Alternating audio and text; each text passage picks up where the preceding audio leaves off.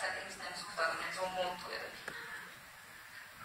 Edelleen mä tiedän oikeastaan tässä ryhmässä. Ei, tää on Mä tiedän kaikki. Mutta silleen huomenna, kun toi tulee tehtävistä, niin toivottavasti se jotain muuttaa. Ja en mä tiedä parempaa vai huonompaa suuntaan, mutta ainakin totuus, se on tärkeää.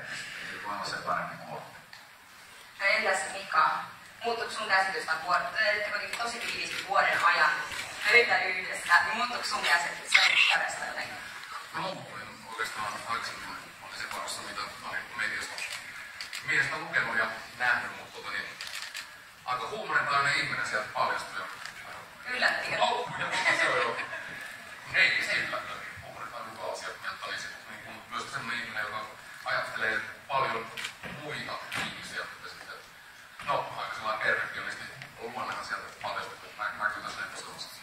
Miten sä kuvailisit yhdellä sanalla tätä dokumenttiprosessia, mikä oli sun? Yhdellä sanalla. Mä annan saman vastauksen kuin siellä. Tää oli... No, mun mielestä oli hauska. Hauska. Entäs Shiki? Mikä kuvaisi parhaiten? Mielenkiintoinen.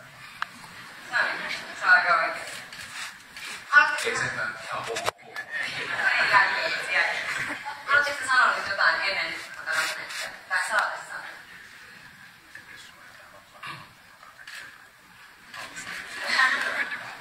No mä haluan sanoa, että toivottavasti dikkailette ja mitä mä oikeastaan haluan sanoa, niin tuli vaan se ajatus tuosta kirjoitusmäärästä. Aivan.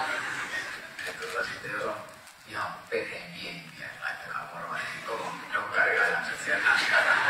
Aika paljon.